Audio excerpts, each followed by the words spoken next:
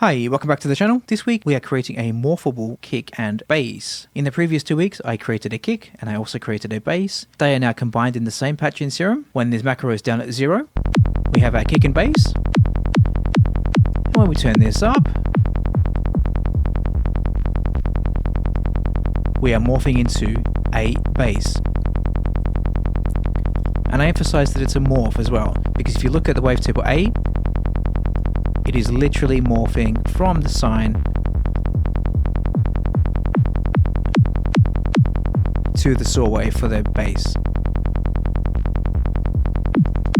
And before I start, I just want to make one small caveat on this video, and that is that one of my friends has already basically heard this patch and said it sounded terrible, which is absolutely fine. But what you need to remember is that the majority of these videos aren't about the final result per se. It's about showing you what's possible in the synth, maybe teaching you one or two functions that you didn't know existed, and then for you to use your own creativity and then applying that knowledge to create something unique. So it might be that morphing a kick to a bass sounds horrible, but you might take that knowledge and then morph a hi-hat to a lead, for example, and that might work exceptionally well. So with that said, let's get started. Now I'm going to use the kick as the basis, the kick from the previous video that is. Just to recap, this is what we currently have.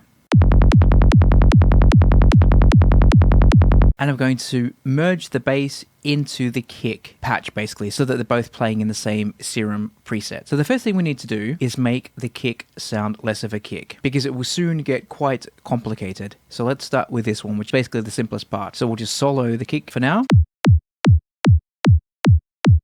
And let's go to our matrix here. And as we saw in the previous video, we have LFO1. Let's just change the order just because. We have LFO1 modulating the level, and then LFO2 modulating the pitch of our sine wave. So let's drag macro 1 up to there and do the same with macro 1 here. And when I play this back, there is no output. However, when I turn macro 1 up,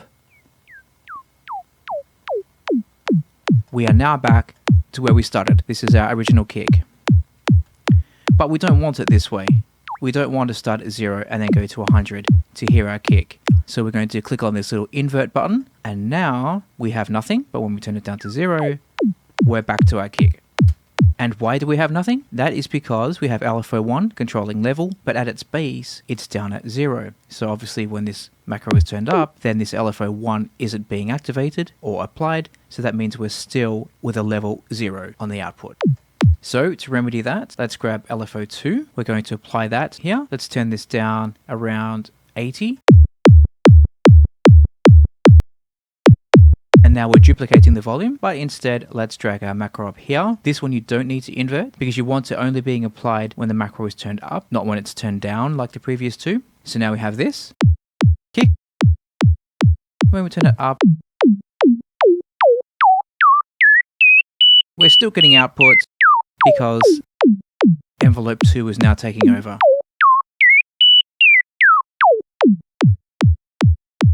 What we are then hearing is the oscillator A 3 octaves too high because there is no pitch modulation happening now. So we're hearing, like I said, a sine in the 3rd octave. So let's drag that up to here, and then we'll drag this all the way down. And you can hear it getting lower and lower and lower, until basically you can no longer hear it because it's a low pitched sine.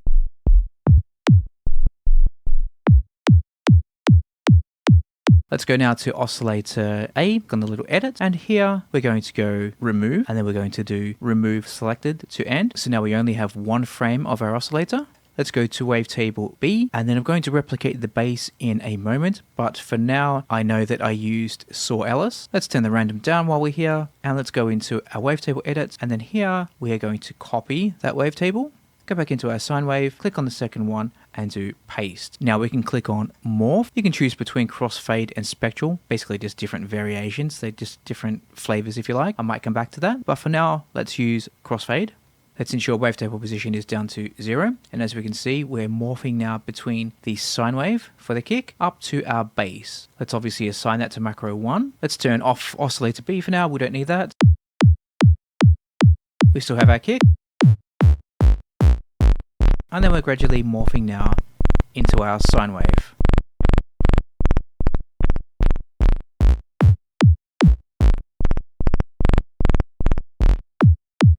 So far, so good. When this is playing a kick, we obviously don't want a filter, but when the bass line starts to take over, then we want a filter. So let's turn filter 1 on. The filter that we had from the bass video was in the S2 filters. It was the MG Dirty. Just going to copy these parameters and I'll fast forward through this.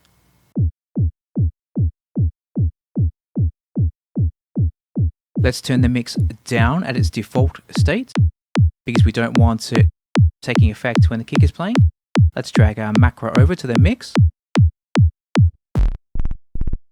Then we have the filter. We obviously need an envelope for that, so let's attach envelope 3 to cutoff. I'm going to directly copy these parameters from the bass video.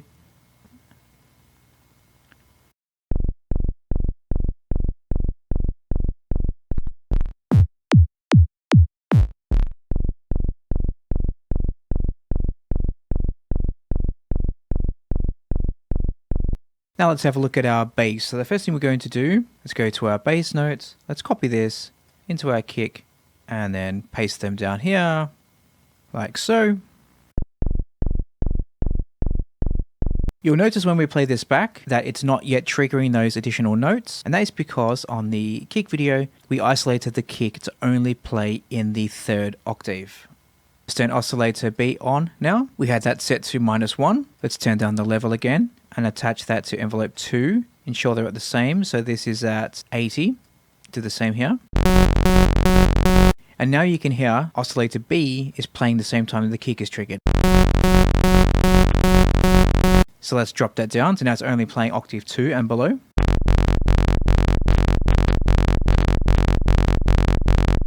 We need oscillator B to be filtered, so let's turn on filter 2, and we're going to send oscillator 2 to oscillator B. Ensure they're the same, so we need Serum to MG Dirty. I know this was 619.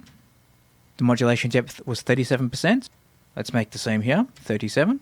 Let's type it in just so they're exactly the same, and we'll do the same for the level. So here it was 80. Once again, just ensure that it's exactly the same.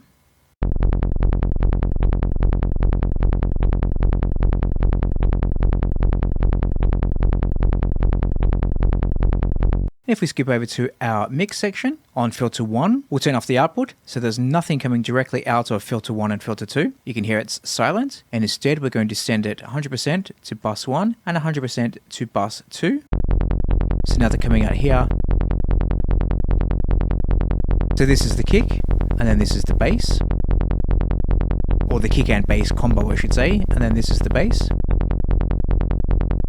Then let's go to our effects. We turn off an EQ, we don't need that, that's on the main. In fact, we're going to have nothing on the main. Bus 1 is the kick, so we don't want anything there. And then bus 2 are going to replicate the effects I had on the previous video.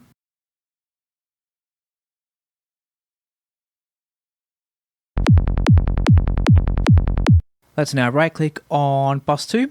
Copy FX bus, go to bus 1, paste FX bus. So now they're exactly mirrored. Let's now drag macro 1 to the mix, turn that down, and then turn the depth all the way up. Let's now add macro 1 to the gain on the EQ. I'll turn this back to 0 for the starting point, and then we'll turn it down. It was 4.1. Looks like the closest we can get to this 4.2. So let's just go and mirror that on here, minus 4.2.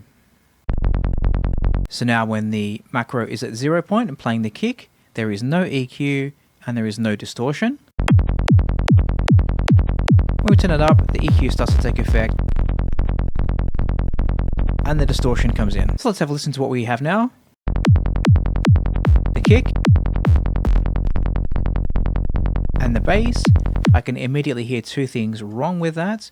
I think we have the octave 1 level too low. So let's take it back to -3. So it looks like 76% is where we need to go for that.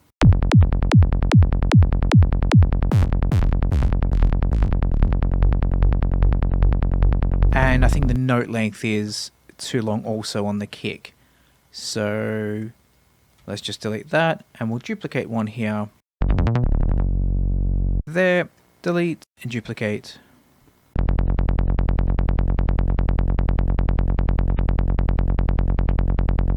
And I think there's just one thing missing. As you can hear, it sounds just a bit off. And that is because the phase needs to be changed as well. So let's get into here. That needs to be 50%, so it should land at 180.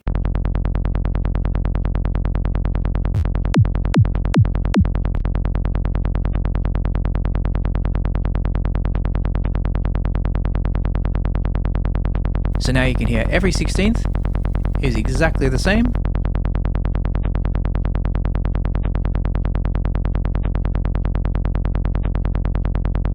And we can morph it back into the kick.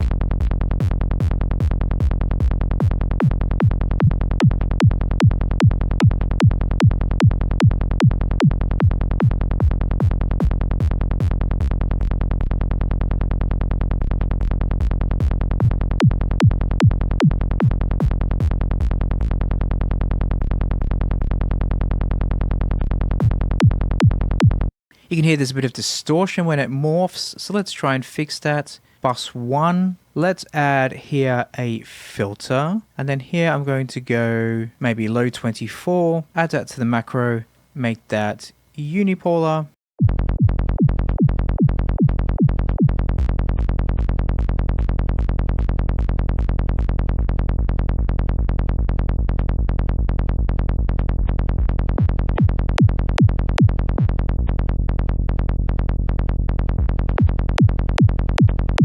So now at its lowest point, when the kick is playing, that is having an effect.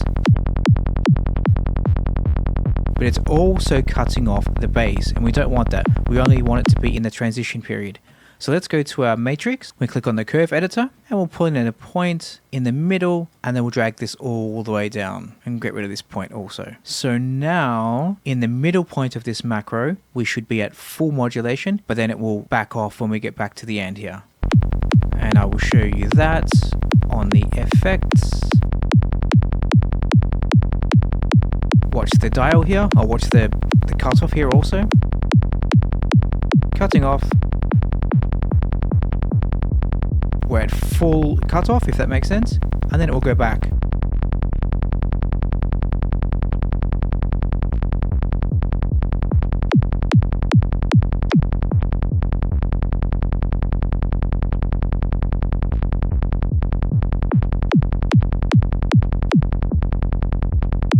Just because I'm having fun, let's add another one. And here I'm going to do normal high 24, put it up around there. This one can be backed off as well. And once again, I will edit the curve. Is man at work? We're about to find out.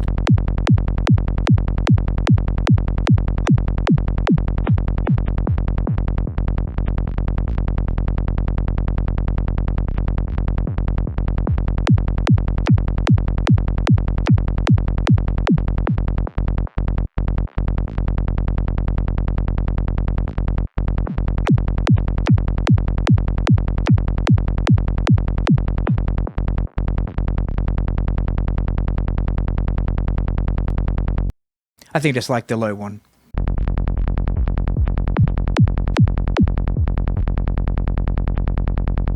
So there we go, a morphable kick and bass within Serum. And like I said right at the start, whether or not this sounds good to you is personal preference. The point isn't the patch itself, it is demonstrating the modulation capabilities, and basically everything is attached really just to one macro here. So hopefully you can take these learnings and apply it to something that does work in your track. Thanks for watching, and I'll see you next time. Bye bye.